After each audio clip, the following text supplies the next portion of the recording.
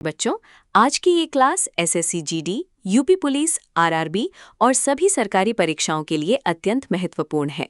हम 50 top level के प्रश्न नए पैटर्न पर सॉल्व करेंगे। वीडियो को लाइक और सब्सक्राइब जरूर करें। चलिए शुरू करते हैं चयन की असली जंग। सवाल नंबर 1, गंगूबाई हंगल, जिनका 2009 में निधन हुआ, किस घराने की प्रसिद्ध शास्त्रीय गायिका थीं? इसका सही उत्तर है ऑप्शन किराना घराना। गंगूबाई हंगल कर्नाटक के हुबली से संबंधित थीं और किराना घराने की प्रखर गायिका थीं। उन्हें वर्ष 1971 में पद्म भूषण और 2002 में पद्म विभूषण से सम्मानित किया गया था। किराना घराने की स्थापना उस्ताद अब्दुल करीम खां और अब्दुल वाहिद खान ने की थी। गंगूबाई हंगल अपनी गंभीर और सुरीली तान के लिए शास्त्रीय संगीत में विशिष्ट स्थान रखती थीं। अगला महत्वपूर्ण सवाल, पद्म भूषण से सम्मानित कुमुदिनी लखिया का संबंध किस शास्त्रीय नृत्य शैली से है? इसका सही उत्तर है ऑप्शन कत्थक। कुमुदिनी लखिया कत्थक नृत्य में अपने अभिनव और आधुनिक प्रयोगों के लिए विख्यात कलाकार हैं। उन्होंने अहमदाबाद में कदम सेंटर फॉर डांस नामक प्रसिद्ध संस्था की स्थापना की थी। उन्हें वर्ष 2010 में भारत सरकार द्वारा पद्म भूषण सम्मान से नवाजा गया था। कत्थक उत्तर भारत का एकमात्र शास्त्रीय नृत्य है जिसकी जड़ें कथावाचन परंपरा में हैं। अगला महत्वपूर्ण सवाल, प्रसिद्ध मृदंगम वादक पालघाट मणि अय्यर को किस वर्ष संगीत नाटक अकादमी फेलोशिप मिली थी? इसका सही उत्तर है ऑप्शन 1971। पालघाट मणि अय्यर कर्नाटक संगीत के क्षेत्र में मृदंगम के सबसे महान वादक माने जाते हैं। उन्हें वर्ष 1971 में संगीत नाटक अकादमी की प्रतिष्ठित फेलोशिप से सम्मानित किया गया। मृदंगम दक्षिण भारतीय संगीत का एक प्रमुख तालवाद्य यंत्र है जो दोनों तरफ से बजता है। अय्यर पहले ऐसे मृदंगम वादक थे जिन्हें पद्म भूषण और संगीत कलानिधि सम्मान मिला। अगला महत्वपूर्ण सवाल, घोड़े मोड़नी निम्नलिखित में से किस राज्य का एक प्रसिद्ध लोक नृत्य है? इसका सही उत्तर है ऑप्शन गोवा। घोड़े मोड़नी गोवा के शिग्मो उत्सव के दौरान किया जाने वाला एक पारंपरिक योद्धा नृत्य है। इसमें नर्तक लकड़ी के बने घोड़ों की वेशभूषा पहनकर वीरतापूर्ण प्रदर्शन करते हैं। ये नृत्य मराठा योद्धाओं की विजय और उनकी गौरव गाथा को समर्पित माना जाता है। गोवा में मांडो और देखनी जैसे अन्य महत्वपूर्ण लोक नृत्य भी प्रचुरता में किए जाते हैं। अगला महत्वपूर्ण सवाल, एशियाई खेलों एशियन गेम्स का प्रथम आयोजन किस वर्ष और कहां हुआ था? इसका सही उत्तर है ऑप्शन 1951, नई दिल्ली। प्रथम एशियाई खेलों का उद्घाटन 1951 में भारत के प्रथम राष्ट्रपति डॉक्टर राजेंद्र प्रसाद ने किया था। इन खेलों का मोटो नारा हमेशा आगे एवर ऑनवर्ड पंडित नेहरू द्वारा दिया गया था।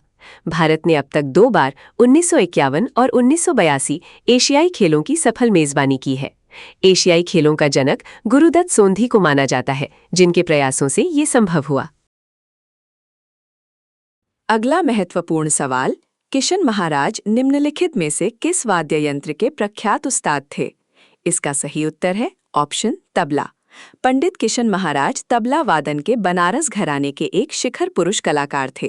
उन्हें वर्ष 2002 में भारत के दूसरे सर्वोच्च नागरिक सम्मान पद्म विभूषण से नवाजा गया। किशन महाराज अपनी विशिष्ट थाप और कठिन तालों के वादन के लिए पूरी दुनिया में प्रसिद्ध थे। बनारस घराना तबला और कथक नृत्य दोनों की बारीकियों के लिए शास्त्रीय जगत में विख्यात है। अगला महत्वपूर्ण सवाल, गुरु केलुचरण महापात्र युवा प्रतिभा सम्मान किस शास्त्रीय नृत्य के लिए दिया जाता है? इसका सही उत्तर है ऑप्शन ओडिशी। केलुचरण महापात्र ओडिशी नृत्य के पुनरुद्धार और इसे आधुनिक स्वरूप देने वाले महान गुरु थे। ये सम्मान ओडिशी नृत्य के क्षेत्र में उभरते हुए युवा कलाकारों को प्रोत्साहित करने हेतु दिया जाता है।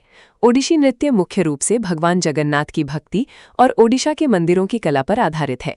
केलुचरण महापात्र ओडिशा से पद्म विभूषण प्राप्त करने वाले प्रथम भारतीय गौरवशाली व्यक्ति थे। अगला महत्वपूर्ण सवाल, अंतर्राष्ट्रीय मानकों के अनुसार हॉकी के मैदान की लंबाई और चौड़ाई कितनी होती है? इसका सही उत्तर है option 91.4 metre into 55 metre.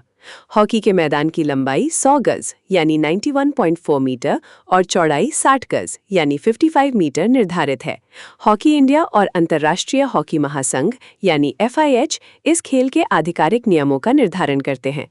Hockey के जादूगर मेजर ध्यानचंद के जन्मदिवस यानी 29 अगस्त को राष्ट्रीय खेल दिवस मनाते हैं। भारतीय पुरुष हॉकी टीम ने अब तक ओलंपिक इतिहास में कुल 8 स्वर्ण पदक जीते हैं। अगला महत्वपूर्ण सवाल, वेटिंग फॉर अ वीज़ा निम्नलिखित में से किसकी प्रसिद्ध आत्मकथा है? इसका सही उत्तर है option B, B.R. Ambedkar. Doctor Ambedkar ने इस पुस्तक में छुआछूत और जातिगत भेदभाव के अपने कड़वे अनुभवों को लिखा है। ये पुस्तक कोलंबिया विश्वविद्यालय में एक अनिवार्य पाठ्यपुस्तक के रूप में आज भी पढ़ाई जाती है। डॉक्टर अम्बेडकर को भारतीय संविधान का जनक और आधुनिक मनु की संज्ञा दी गई है। उनकी अन्य प्रसिद्ध रचनाओं में एनिहिलेशन ऑफ कास्ट और मूक नायक पत्रिका शामिल है। अगला महत्वपूर्ण सवाल, भारत में शास्त्रीय संगीत और कला की नियामक संस्था संगीत नाटक अकादमी का मुख्यालय कहाँ है? इसका सही उत्तर है ऑप्शन नई दिल्ली। संगीत नाटक अकादमी की स्थापना वर्ष 1953 में भारत में कलाओं के संरक्षण हेतु की गई थी। इसका मुख्यालय नई दिल्ली के फिरोज शाह रोड पर स्थित रविंद्र भवन में स्थित है। ये अकादमी भारत में शास्त्रीय नृत्यों और संगीतकारों को सर्वोच्च फेलोशिप प्रदान करती है। अकादमी वर्तमान में भारत के केवल 8 नृत्य रूपों को ही शास्त्रीय नृत्य का आधिकारिक दर्जा देती है। अगला महत्वपूर्ण सवाल, विजयनगर साम्राज्य के किस शासक ने गजवेंटेकर या हाथियों का शिकारी की उपाधि ली थी? इसका सही उत्तर है ऑप्शन देवराय द्वितीय। देवराय द्वितीय संगम राजवंश के सबसे महान राजा थे, जिन्हें इमाड़ी देवराय भी कहते थे। उनके काल में प्रसिद्ध फारसी यात्री अब्दुल रज़ाक विजयनगर के वैभवशाली दरबार में आया था। विजयनगर साम्राज्य की स्थापना 1336 में हरिहर और बुक्का नामक 2 भाइयों ने की थी। कृष्णदेव राय विजयनगर के तुलु वंश के सबसे शक्तिशाली और प्रतापी सम्राट रहे थे। अगला महत्वपूर्ण सवाल, वर्ष 1867 में मुंबई में प्रसिद्ध प्रार्थना समाज की स्थापना किसके द्वारा की गई थी? इसका सही उत्तर है ऑप्शन आत्माराम पांडुरंग। आत्माराम पांडुरंग ने केशव चंद्र सेन की प्रेरणा से प्रार्थना समाज की सुधारवादी नींव रखी थी। महादेव गोविंद रनाडे इस संस्था के सबसे प्रभावशाली और बौद्धिक स्तंभ माने जाते थे। प्रार्थना समाज का मुख्य उद्देश्य जाति प्रथा का विरोध और स्त्री शिक्षा को बढ़ावा देना था। इस समाज ने एकेश्वरवाद और हिंदू धर्म के भीतर मानवीय सुधारों की प्रखर वकालत की थी।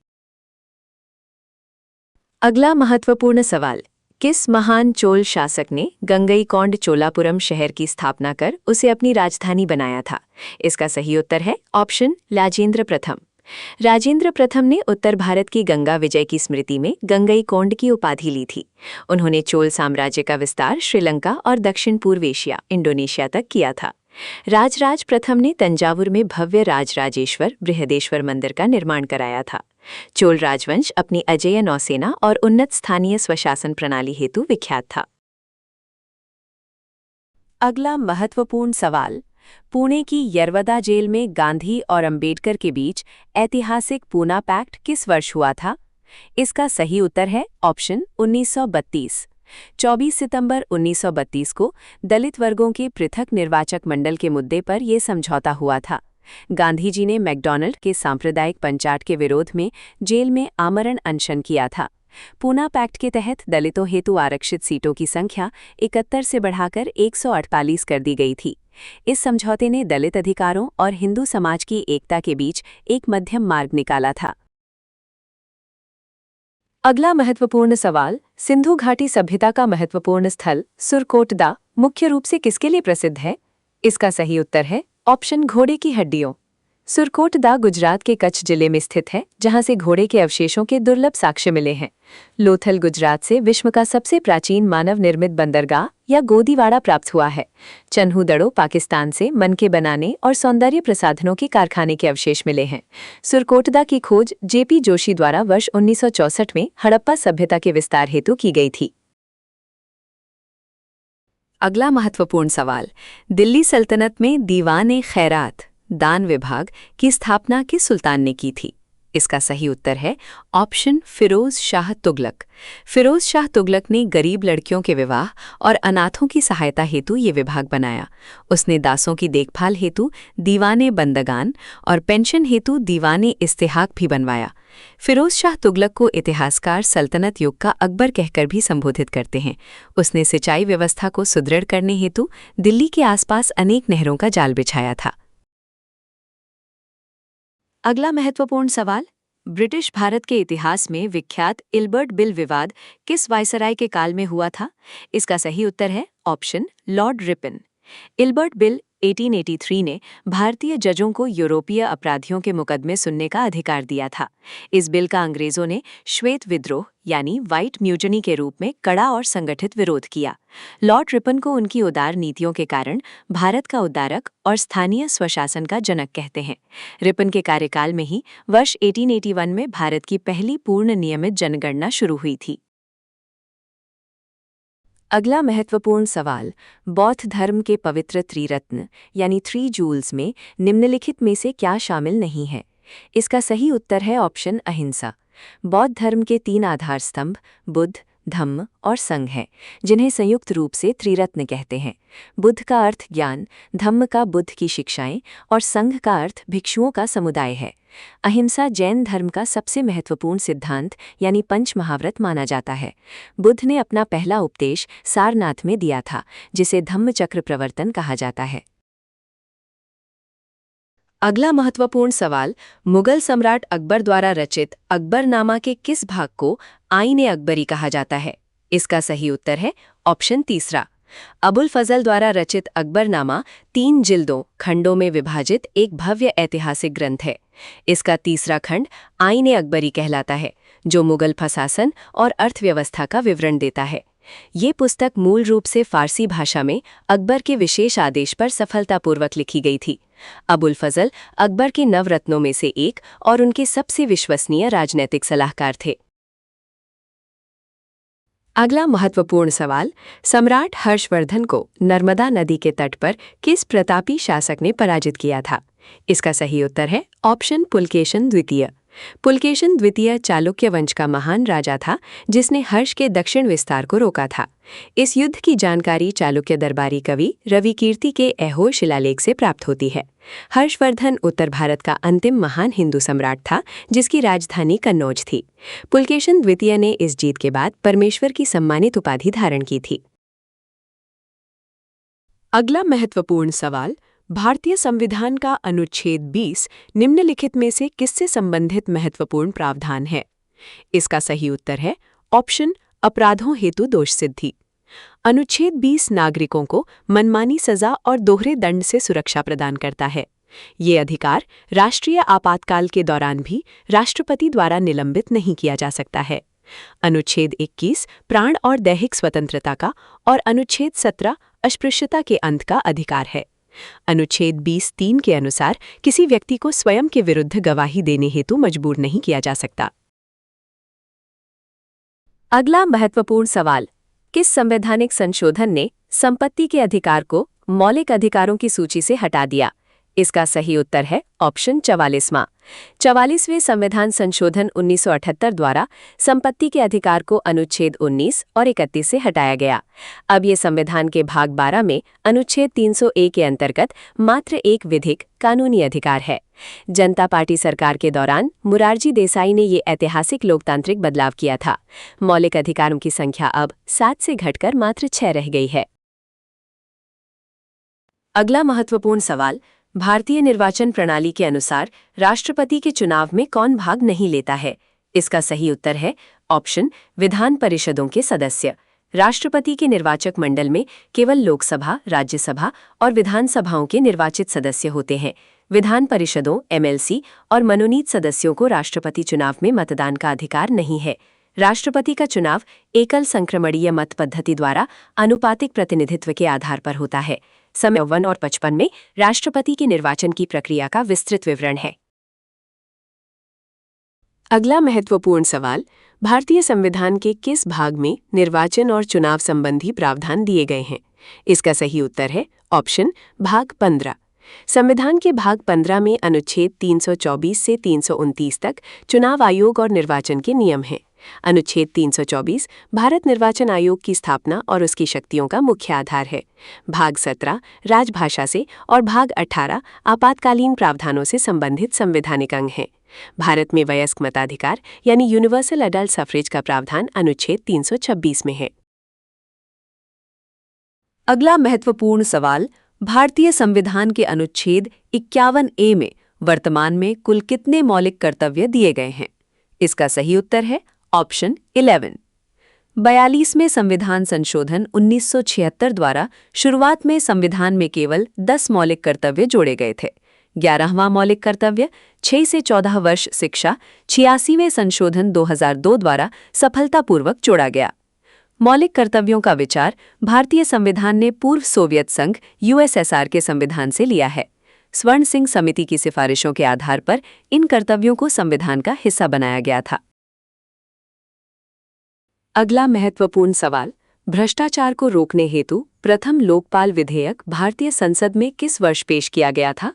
इसका सही उत्तर है ऑप्शन 1968। लोकपाल शब्द का सर्वप्रथम प्रयोग प्रसिद्ध कानूनविद लक्ष्मीमल सिंघवी ने वर्ष 1963 में किया था। शांति भूषण ने 1968 में चौथी लोकसभा के दौरान पहला आधिकारिक लोकपाल बिल पेश किया था। अन्ना हजारे के आंदोलन के बाद लोकपाल और लोकायुक्त अधिनियम वर्ष 2013 में पारित हुआ। न्यायमूर्ति पिनाकी चंद्र घोष भारत के पहले लोकपाल अध्यक्ष के रूप में नियुक्त किए गए थे। अगला महत्वपूर्ण सवाल, भारतीय स्थानीय स्वशासन के नियमों के अनुसार ग्राम पंचायत का सदस्य बनने हेतु न्यूनतम आयु क्या है? इसका सही उत्तर है ऑप्शन 21 वर्ष। पंचायत का चुनाव लड़ने और सदस्य बनने हेतु न्यूनतम आयु सीमा 21 वर्ष संवैधानिक रूप से तय है। मतदान करने, वोट देने की न्यूनतम कानूनी आयु सीमा भारत में 18 वर्ष निर्धारित है। लोकसभा सदस्य हेतु 25 वर्ष और राज्यसभा सदस्य हेतु 30 वर्ष की आयु होना अनिवार्य है। पंचायती राज की त्रिस्तरीय संरचना की सिफारिश बलवंत राय मेहता समिति ने 1957 में की थी। अगला महत्वपूर्ण सवाल, संविधान सभा की महत्वपूर्ण अल्पसंख्यक उप समिति के अध्यक्ष निम्नलिखित में से कौन थे? इसका सही उत्तर है ऑप्शन एच.सी. मुखर्जी। हरेंद्र कुमार मुखर्जी एच.सी. मुखर्जी संविधान सभा के निर्वाचित उपाध्यक्ष भी रहे थे। जे.बी. कृपलानी मौलिक अधिकार उप समिति के अध्यक्ष पद पर सफलतापूर्वक कार्यरत थे। सरदार पटेल मौलिक अधिकार और अल्पसंख्यक समिति यानी मुख्य समिति के अध्यक्ष थे। संविधान सभा के प्रारूप समिति यानी ड्राफ्टिंग कमेटी के अध्यक्ष डॉक्टर अंबेडकर बनाए गए थे। अगला महत्वपूर्ण सवाल, भारतीय प्रशासनिक प्रणाली के अनुसार भारत में अवशिष्ट शक्तियां किसके पास निहित हैं? इसका सही उत्तर है ऑप्शन केवल केंद्र। अनुच्छेद 248 के तहत वे विषय जो किसी सूची में नहीं हैं, उन पर कानून केंद्र बनाता है। ये सशक्त केंद्र की संघीय अवधारणा हमने कनाडा के संविधान से प्रेरित होकर ग्रहण की है। अमेरिका और ऑस्ट्रेलिया में अवशिष्ट शक्तियां राज्यों के पास सुरक्षित रखी जाती हैं। समवर्ती सूची के विषयों पर केंद्र और राज्य दोनों कानून बना सकते हैं, पर केंद्र का प्रभावी होगा। अगला महत्वपूर्ण सवाल, भारतीय संविधान के अनुच्छेद 108 के तहत संसद की संयुक्त बैठक जॉइंट सिटिंग कौन बुलाता है? इसका सही उत्तर है ऑप्शन राष्ट्रपति। जब किसी साधारण विधेयक पर दोनों सदनों में गतिरोध हो, तब राष्ट्रपति संयुक्त बैठक आहूत करते हैं। संयुक्त बैठक की अध्यक्षता हमेशा लोकसभा के अध्यक्ष स्पीकर द्वारा ही की जाती है। भारतीय संसद के इतिहास में अब तक केवल 3 बार ही संयुक्त अधिवेशन आयोजित किए गए हैं। धन विधेयक और संविधान संशोधन विधेयक हेतु संयुक्त बैठक का कोई संवैधानिक प्रावधान नहीं है। अगला महत्वपूर्ण सवाल, जनगणना 2011 के आंकड़ों के अनुसार संपूर्ण भारत का जनसंख्या घनत्व कितना दर्ज है? इसका सही उत्तर है ऑप्शन 382। जनसंख्या घनत्व का अर्थ है प्रति वर्ग किलोमीटर क्षेत्र में निवास करने वाले व्यक्तियों की औसत संख्या।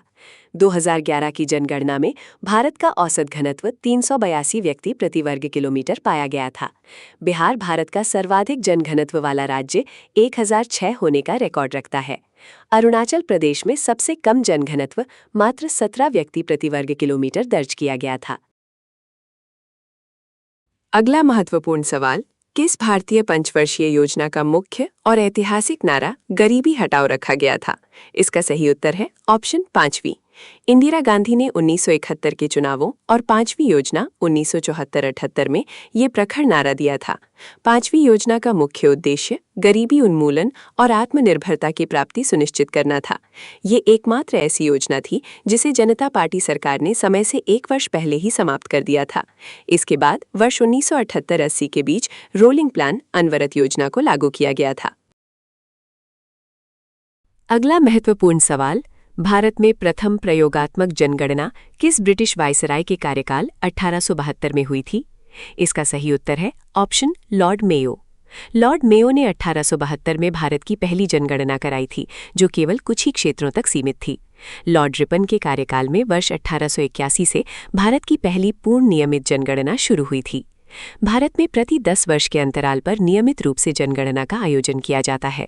मेयो कॉलेज अजमेर की स्थापना भी लॉर्ड मेयो ने भारतीय राजकुमारों की शिक्षा हेतु की थी। अगला महत्वपूर्ण सवाल, आर्थिक शब्दावली के अनुसार गिफिन वस्तुएं वास्तव में क्या होती हैं? इसका सही उत्तर है ऑप्शन कीमत बढ़ने पर मांग बढ़ती है। गिफिन वस्तुएं वे निम्न कोटि की वस्तुएं हैं जिन पर मांग का नियम लागू नहीं होता।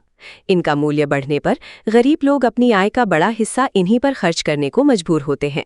सर रॉबर्ट गिफिन ने 19वीं सदी में इस अजीब आर्थिक व्यवहार का पहली बार अवलोकन किया था। आमतौर पर कीमत बढ़ने पर मांग घटती है, पर गिफिन वस्तुओं में ये सिद्धांत उल्टा काम करता है। अगला महत्वपूर्ण सवाल, विश्व की सबसे लंबी नदी मानी जाने वाली नील नदी किस झील से निकलती है? इसका सही उत्तर है ऑप्शन विक्टोरिया। विक्टोरिया झील अफ्रीका की सबसे बड़ी और दुनिया की दूसरी बड़ी मीठे पानी की झील है। नील नदी सहारा मरुस्थल से होकर भूमध्य सागर में गिरती है और मिस्र का उपहार कहलाती है। विक्टोरिया झील युगांडा, तंजानिया और केन्या जैसे 3 देशों की सीमाओं को स्पर्श करती है। नील नदी की कुल लंबाई लगभग 6,650 किलोमीटर है, जो इसे विश्व की सबसे लंबी नदी बनाती है। अगला महत्वपूर्ण सवाल, एशिया और भारत का सबसे पुराना तेल शोधक कारखाना रिफाइनरी कहाँ स्थित है? इसका सही उत्तर है ऑप्शन डिगबोई। डिगबोई रिफाइनरी असम के तिनसुकिया जिले में स्थित है, जिसकी स्थापना वर्ष 1901 में हुई थी। यहाँ तेल की खोज 19वीं शताब्दी के अंत में हुई थी, इसीलिए इसे भारत का तेल शहर कहते हैं। जामनगर, गुजरात, वर्तमान में दुनिया की सबसे बड़ी निजी क्षेत्र की तेल रिफाइनरी मानी जाती है। डिगबोई रिफाइनरी को वर्तमान में इंडियन ऑयल कॉरपोरेशन (IOCL) द्वारा संचालित किया जाता है। अगला महत्वपूर्ण सवाल, अर्थशास्त्र के नियमों के अनुसार मुद्रास्फीति यानी इन्फ्लेशन के दौरान किसे सर्वाधिक लाभ होता है? इसका सही उत्तर है ऑप्शन ऋणी डेटर। मुद्रास्फीति यानी महंगाई बढ़ने पर मुद्रा की क्रय शक्ति कम हो जाती है, जिससे ऋणी को लाभ होता है। ऋणी ने जब पैसा लिया था तब उसकी कीमत अधिक थी, चुकाते समय उसकी वास्तविक वैल्यू कम होती है। बैंकों और ऋणदाताओं यानी लेंडर्स को मुद्रास्फीति के कारण आर्थिक नुकसान उठाना पड़ता है। निश्चित आय वाले लोगों यानी पेंशन भोगी पर बढ़ती महंगाई का सबसे बुरा नकारात्मक प्रभाव पड़ता है। अगला महत्वपूर्ण सवाल, हिमालयी क्षेत्र का महत्वपूर्ण नाथुला दर्रा भारत के किस राज्य को चीन, तिब्बत से जोड़ता है?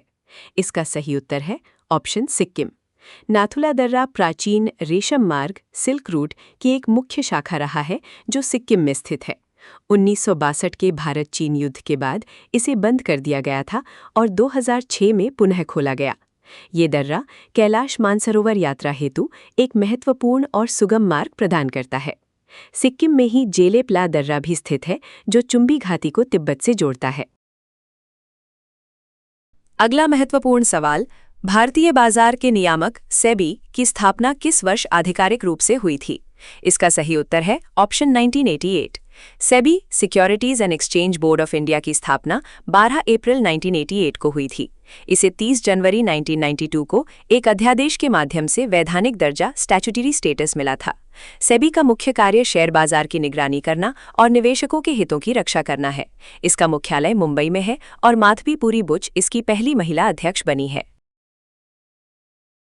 अगला महत्वपूर्ण सवाल, खगोल विज्ञान के सिद्धांतों के अनुसार हमारी मिल्की वे आकाशगंगा की आकृति कैसी है? इसका सही उत्तर है ऑप्शन सर्पिल स्पाइरल। मिल्की वे एक विशाल सर्पिल गैलेक्सी है, जिसमें अरबों तारे और हमारा सौरमंडल स्थित है। हमारी आकाशगंगा के केंद्र को बल्ज कहा जाता है, जहां एक ब्लैक होल स्थित है। एंड्रोमेडा देवयानी हमारी मिल्की वे की सबसे निकटतम पड़ोसी आकाशगंगा मानी जाती है। सूर्य आकाशगंगा के केंद्र से लगभग 26,000 प्रकाश वर्ष की विशाल दूरी पर स्थित है। अगला महत्वपूर्ण सवाल, भौतिक विज्ञान और मापन के अंतर्राष्ट्रीय मानकों के अनुसार पास्कल किसकी इकाई है? इसका सही उत्तर है ऑप्शन दाब प्रेशर। दाब P की गणना बल F प्रति इकाई क्षेत्रफल A के रूप में वैज्ञानिक रूप से की जाती है। ब्लेस पास्कल के सम्मान में दाब की मानक अंतर्राष्ट्रीय SI इकाई को पास्कल नाम मिला। 1 पास्कल 1 न्यूटन प्रति वर्ग मीटर के बराबर दाब का परिमाण प्रदर्शित करता है। ऊर्जा की SI इकाई जूल और शक्ति की इकाई वॉट होती है। अगला महत्वपूर्ण सवाल, जैव विज्ञान के सिद्धांतों के अनुसार कोशिका के किस भाग में ATP ऊर्जा मुद्रा का निर्माण होता है? इसका सही उत्तर है ऑप्शन माइटोकॉन्ड्रिया। माइटोकॉन्ड्रिया को कोशिका का शक्तिगृह पावर हाउस कहा जाता है, जहां श्वसन संपन्न होता है। ATP का पूर्ण रूप एडिनोसिन ट्राइफॉस्फेट है, जिसे जैविक ऊर्जा की मुद्रा कहते हैं। माइटोकॉन्ड्रिया के पास अपना स्वयं का DNA और राइबोसोम मौजूद होता है। लाइसोसोम को कोशिका की आत्मघाती थैली सुसाइड बैग के नाम से जाना जाता है। अगला महत्वपूर्ण सवाल, भौतिकी और ध्वनि विज्ञान के अनुसार ध्वनि तरंगें किस प्रकार की तरंगें मानी जाती हैं? इसका सही उत्तर है ऑप्शन अनुदैर्ध्य लॉन्जिट्यूडनल। ध्वनि तरंगें अनुदैर्ध्य या यांत्रिक तरंगें हैं, जिन्हें संचरण हेतु भौतिक माध्यम की आवश्यकता होती है। प्रकाश तरंगें अनुप्रस्थ और विद्युत चुंबकीय तरंगें होती हैं, जो निर्वात में भी चल सकती हैं। ध्वनि की चाल ठोस में सबसे अधिक, द्रव में कम और गैस में सबसे कम दर्ज की जाती है। निर्वात यानी वैक्यूम में ध्वनि की चाल शून्य होती है, क्योंकि वहां कोई माध्यम उपस्थित नहीं है। अगला महत्वपूर्ण सवाल, जैव रसायनों के गुणों के अनुसार रक्त का थक्का न जमना किस विटामिन की कमी का मुख्य संकेत है? इसका सही उत्तर है ऑप्शन विटामिन के। विटामिन के यकृत में प्रोथ्रोम्बिन के निर्माण हेतु अनिवार्य है, जो रक्त को जमाने में मदद करता है। इसकी कमी होने पर चोट लगने पर शरीर से खून का बहना जल्दी बंद नहीं होता है। विटामिन के का रासायनिक नाम फिलोक्विनोन है और ये वसा में घुलनशील विटामिन है। हरी पत्तेदार सब्जियां और डेयरी उत्पाद विटामिन के सबसे उत्तम प्राकृतिक स्रोत माने जाते हैं। अगला महत्वपूर्ण सवाल, जैव चिकित्सा विज्ञान के अनुसार मानव की लार सलाइवा में कौन सा मुख्य एंजाइम पाया जाता है? इसका सही उत्तर है option ptyalin amylase. Ptyalin salivary amylase starch को माल्टोज शर्करा में बदलकर पाचन की शुरुआत करता है। लार ग्रंथियां प्रतिदिन लगभग 1 से 1.5 लीटर लार का निर्माण एक स्वस्थ शरीर में करती हैं। पेप्सिन और रेनिन एंजाइम मुख्य रूप से पेट आमाशय में प्रोटीन का पाचन करते हैं। लार में मौजूद लाइसोजाइम एंजाइम भोजन के साथ आए हानिकारक बैक्टीरिया को नष्ट करता है। अगला महत्वपूर्ण सवाल, रसायन विज्ञान के सिद्धांतों के अनुसार लोहे पर जंग लगना रस्टिंग किस प्रकार की अभिक्रिया है? इसका सही उत्तर है ऑप्शन रेडॉक्स। जंग जल योजित आयरन ऑक्साइड Fe2O3.XH2O है, जो नमी और हवा के संपर्क से बनती है। जंग लगना एक रेडॉक्स अभिक्रिया है, क्योंकि इसमें ऑक्सीकरण और अपचयन दोनों साथ होते हैं। लोहे को जंग से बचाने हेतु उस पर जस्ते की परत चढ़ाने को गैल्वेनाइजेशन कहते हैं। जंग लगने से लोहे का कुल भार वजन बढ़ जाता है, जो एक रासायनिक परिवर्तन है। अगला महत्वपूर्ण सवाल, जैव चिकित्सा और अंगदान के अनुसार मानव आंख का कौन सा विशिष्ट भाग दान किया जाता है? इसका सही उत्तर है ऑप्शन कॉर्निया। नेत्रदान में केवल पुतली के सामने वाले पारदर्शी भाग कॉर्निया का ही प्रत्यारोपण किया जाता है। कॉर्निया में रक्तवाहिकाएं नहीं होती, इसीलिए इसके सफल होने की संभावना सर्वाधिक रहती है। रेटिना आंख का वो पिछला पर्दा है जहां वस्तु का प्रतिबिंब वास्तविक और उल्टा बनता है। स्वस्थ मानव आंख की स्पष्ट दृष्टि की न्यूनतम दूरी सामान्यतः 25 सेंटीमीटर मानी जाती है। अगला महत्वपूर्ण सवाल, भौतिक विज्ञान के आधार स्तंभ गुरुत्वाकर्षण का सार्वत्रिक नियम किसने प्रतिपादित किया था? इसका सही उत्तर है option Newton. Sir Isaac Newton ने वर्ष 1687 में अपनी पुस्तक प्रिंसिपिया में ये महान नियम दिया था। नियम के अनुसार दो पिंडों के बीच लगने वाला बल उनके द्रव्यमान के गुणनफल के समानुपाती होता है। केपलर ने ग्रहों की गति के 3 प्रसिद्ध नियम प्रतिपादित कर खगोल विज्ञान में क्रांति लाई थी। पृथ्वी की सतह पर गुरुत्वीय त्वरण g का मान लगभग 9.8 मीटर प्रति सेकंड स्क्वायर होता है। अगला महत्वपूर्ण सवाल, तांबा और जस्ता के मिश्रण से बनी प्रसिद्ध मिश्र धातु कौन सी है? इसका सही उत्तर है ऑप्शन पीतल ब्रास। पीतल में लगभग 70% तांबा और 30% जस्ता मिलाकर इसे मजबूती प्रदान की जाती है। कांसा, ब्रॉन्ज, तांबा और टिन Sn के मिश्रण से बनाया जाने वाला एक प्राचीन धातु है। पीतल का उपयोग वाद्य यंत्रों, मूर्तियों और घरेलू बर्तनों के निर्माण में बड़े स्तर पर होता है। जर्मन सिल्वर में तांबा, जस्ता और निकल होता है। इसमें चांदी बिल्कुल नहीं होती। अगला महत्वपूर्ण सवाल, विद्युत भौतिकी और प्रकाश विज्ञान के अनुसार बिजली के बल्ब का फिलामेंट किसका बना होता है? इसका सही उत्तर है ऑप्शन टंगस्टन। टंगस्टन W का गलनांक मेल्टिंग पॉइंट बहुत उच्च लगभग 3422 डिग्री सेल्सियस होता है, जो बल्ब हेतु उपयुक्त है। उच्च प्रतिरोध के कारण फिलामेंट गर्म होकर प्रकाश देता है और बिना पिघले कार्य करता है। बल्ब के भीतर ऑक्सीकरण रोकने हेतु आर्गन या नाइट्रोजन जैसी अक्रिय गैसें भरी जाती हैं। नाइक्रोम का उपयोग मुख्य रूप से हीटर और प्रेस के हीटिंग एलिमेंट बनाने में किया जाता है। दोस्तों, आज का ये स्पेशल मेगा प्रैक्टिस सेट यहीं समाप्त होता है। उम्मीद है आपने बेहतरीन स्कोर किया होगा और ये विस्तृत जानकारी आपकी आगामी परीक्षाओं में रामबाण सिद्ध होगी। अपना स्कोर कमेंट बॉक्स में जरूर लिखें। अगली क्लास में मिलेंगे, तब तक के लिए जय हिंद।